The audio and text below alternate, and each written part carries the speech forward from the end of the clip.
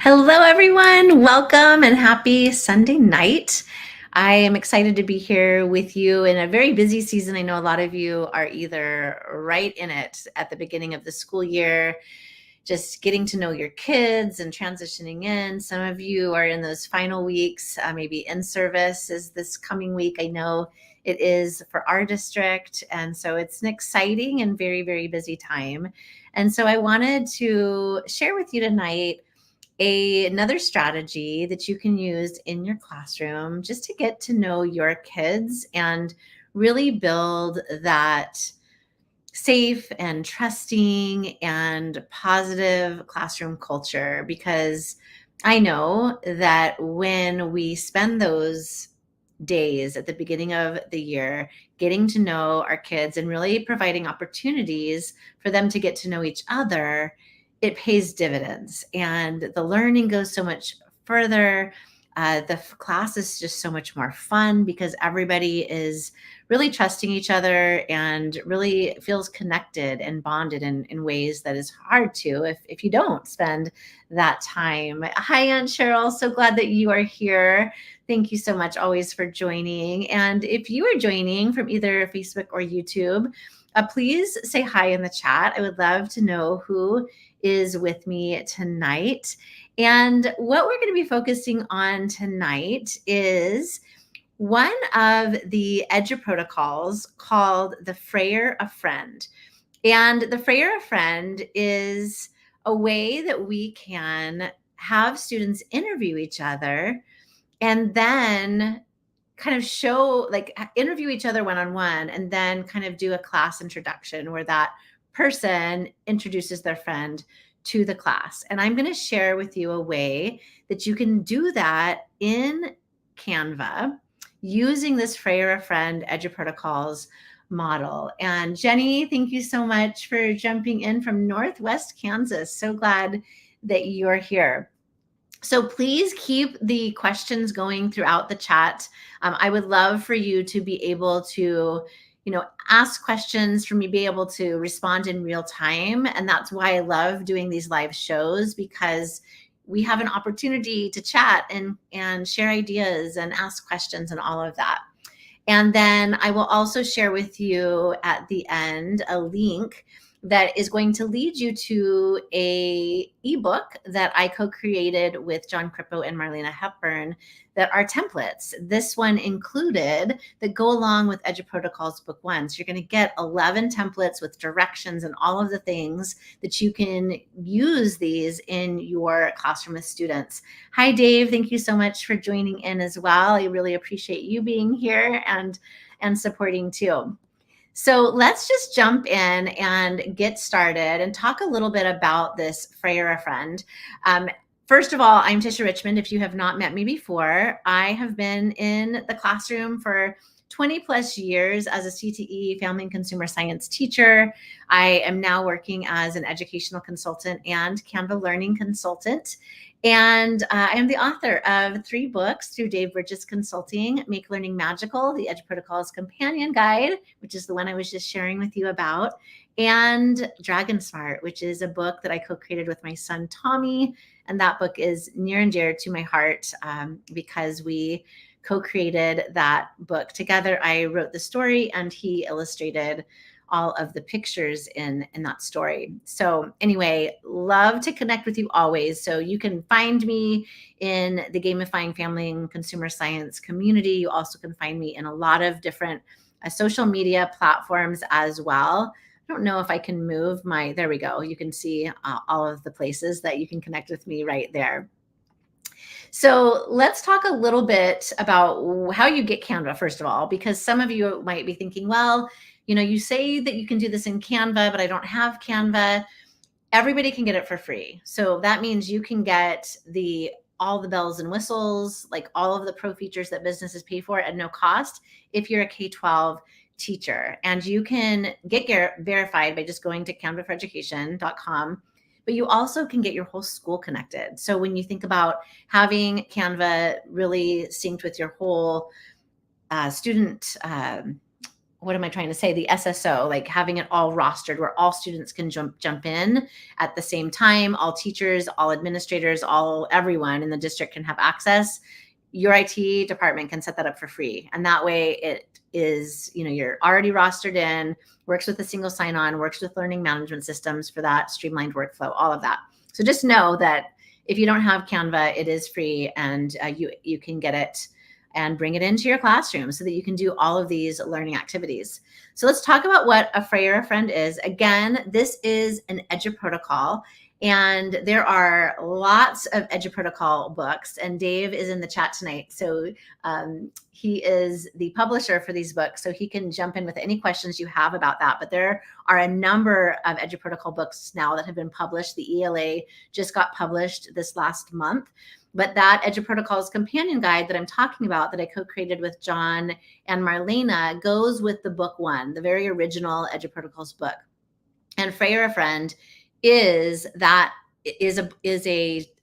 EduProtocol in that book one. And it really is based on the Frayer model. And it's a way for you to get to know your students, but also to have them get to know each other by really finding the things that each other likes, dislikes, you can ask the friend questions like, what's your favorite pet? And those kinds of things as well. And there's a lot of variations of this Frayer-a-Friend. So I'm going to go through how you can set up one of the variations tonight in our time together. And again, this template you can find in that ebook that I'm talking about. And what's great about this is after you do a Frayer-a-Friend, then you are going to have the framework that you've shared with your students for the Frayer model. And then you're going to be able to use that with your students for concept and vocabulary development, to really teach your curriculum and kind of to higher that cognitive load as you go through the year and as you go through that semester. Oh, I see Charmaine is here. I'm so excited to see you, Charmaine. Charmaine is one of the educators that are joining me on this adventure of gamifying classrooms according to the Amazing Race framework for global cuisine. And so we are kind of up and planning that. And so Charmaine, I'm so glad that you are here. And oh, thank you, Dave. That mother-son collaboration, that project is so near and dear to my heart. I love it. I've got to remember that these can get popped up on the screen. So if I forget to do this, just remind me. Such a cool feature to be able to show those comments in real time. So this is kind of the recipe card, is what they call in EduProtocol's land, for the Frayer model and with the kind of Frayer-a-Friends version. So the Frayer model really is, when you start bringing in that cognitive load, it's really to teach that vocabulary word or concepts within a unit, within your curriculum. And you have 4 quadrants.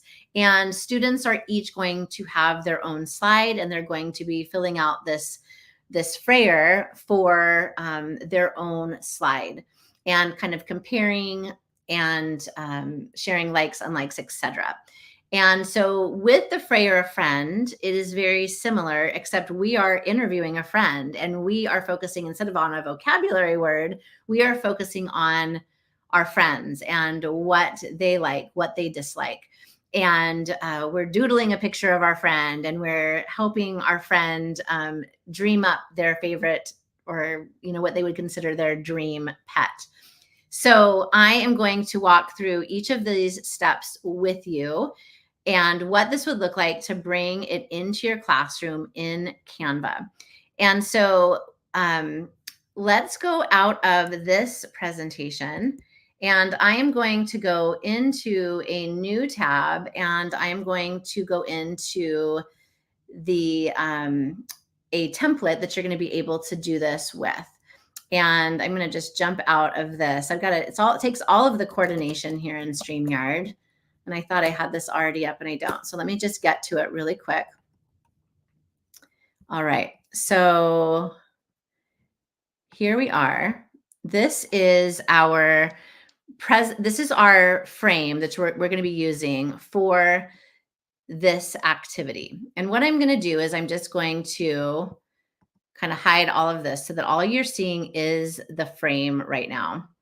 And I am going to show you what this would look like to do this in a class.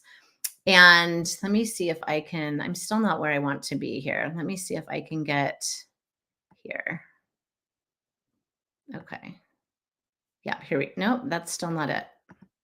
Okay, I'm gonna unshare my screen, stop sharing, and we're gonna share this again. And I'm gonna try to grab the screen that I want. And I want to grab,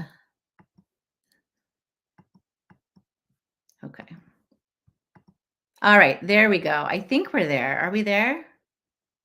No, we're not because this, okay. So sorry, everybody. There we go. I think we've got it. Yay. So this is what you are going to want to start with. And again, if you go to that EduProtocols companion guide, you're going to get these templates with all the instructions and all of the things. So here I have a template, but I want to tell you something that's really cool about this collaborative template that we're going to be using, this collaborative activity, is that we are going to want to make a page for every student in our class. And that can be time consuming, right? Because we are having to add names to every single slide. We don't want to do that. That just takes too much effort. So I'm going to share with you a trick to set this up as a collaborative activity using one of the features in Canva called Bulk Create. So to access Bulk Create, I am going to go over to my apps over here. And I am going to go into my search bar and I'm going to type in Bulk Create. And when I do that, you can see this first little icon that pops up is Bulk Create. This is a Canva created app. And I can either enter data manually or I can upload data from a CSV file. So if you have a roster that's in a spreadsheet of all your students in your class, you can upload that in. It's going to auto-populate and all of your students' names are going to be brought in. Like, how cool is that, right? That's going to make it so much easier for you. So just for the sake of this, I am going to go ahead and I'm going to type in names, and I'm going to just go ahead and type in some names of people who are here tonight. So we have Cheryl Clark and we have Jenny. We're just going to say Jenny J. And we have Dave Burgess and Charmaine. So I'm just going to type all of your names in here. I'll go ahead and add my own name as well. And once I have my names, I'm just going to go ahead and click done. And when I click done, now what I need to do is I need to determine what field on this page do I want to connect with that roster of names. And I want to connect this roster because I want all my students' names to auto-populate. So I have one page for every student in my class. So when I click on this area right here for the name, I'm going to go up to the three little dots and I'm going to click Connect Data. And I'm going to click name. And when I do that, see on the bottom down here, it says continue. I'm going to continue. And it's asking me, do I want to connect all of these names or do I want to just pick and choose some? We do. We want to make a slide for each of you. So I'm going to go ahead and click generate 7 designs here on the bottom. And I want you to see what happens. Now notice right now on the bottom of my screen, I only have one page to this Canva presentation. This is a Canva presentation deck with one page. But when I click generate 7 designs, what happens is that Canva is going to generate an entire other design. So it's basically duplicating this design and it's auto bringing in all of those names. So look what happened. I have one page for each of you now. I have not had to hand input those names. It just, with the switch of a button, it is going to create all of them for me. So now I have a page for everyone.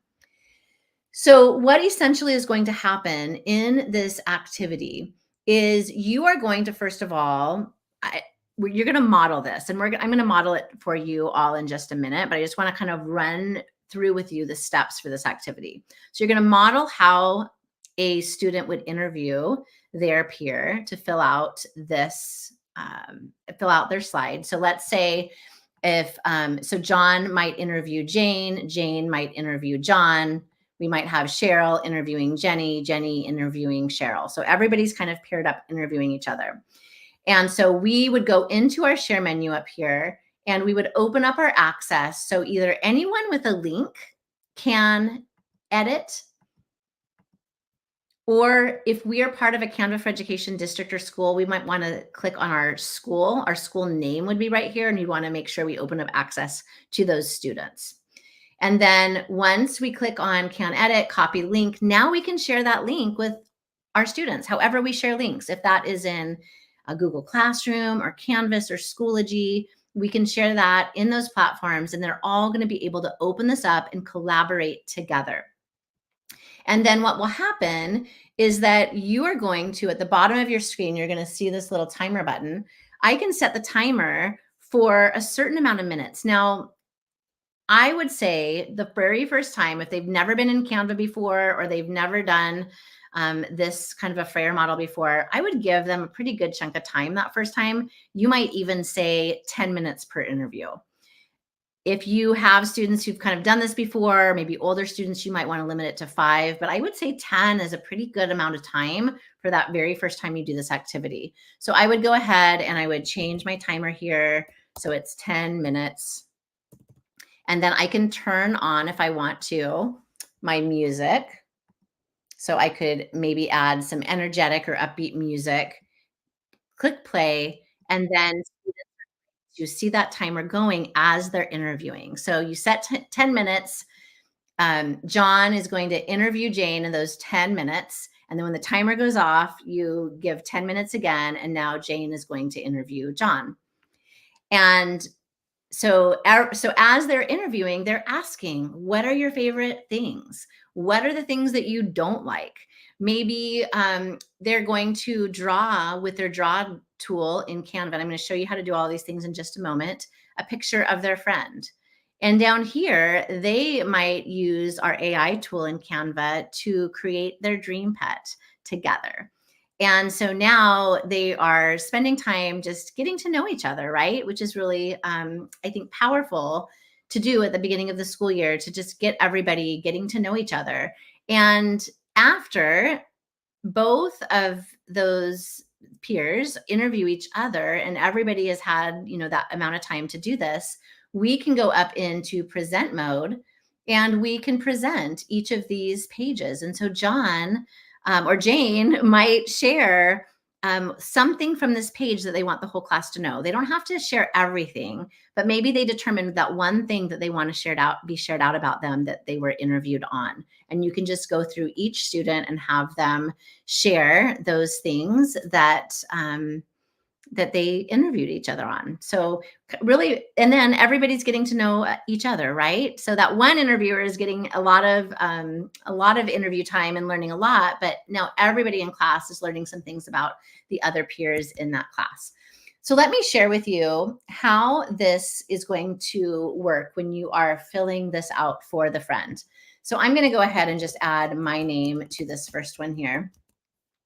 And I am going to show you how this works. So share 4 of your friends' favorite things. Now, you could bring in a text box if you want, and you could bring in that text box and you could just type them out. So let's say my favorite things are ice cream and the ocean and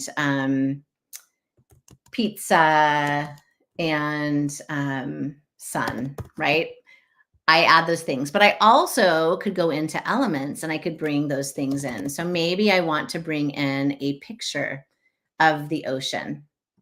And maybe I want to go into my graphics and I want to find an ice cream cone. I can go in and I can bring in pictures of those things, or maybe I do both. Maybe I write them down and bring in the pictures. And then we're going to do the same thing for least favorite things. Maybe one of my least favorite things is spiders. And I'm going to, and the person interviewing me is going to bring in a picture of a spider because that's one of my least favorite. In fact, I don't even want it there. I don't even like seeing it on the screen, so I'm going to delete it.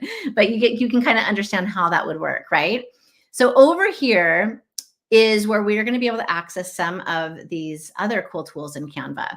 I can go into my draw tool over here on the left, and I can select a pen and even select the color. So let's say I go into my little plus sign here. I can find a color. And then I can draw a picture. Now, one little cool trick in Canva is if I hold that pen right where the lines connect, it pops into a perfect circle shape. I can go in and I can determine what color eyes my friend has, and I can add those eyes in, might make a nose, and then I can go in and I can draw a mouth. Maybe I want to go in and maybe my friend has black curly hair. I can go in and add that black curly hair to, this is really beautiful, to my picture. I'm using the mouse on my keyboard right now.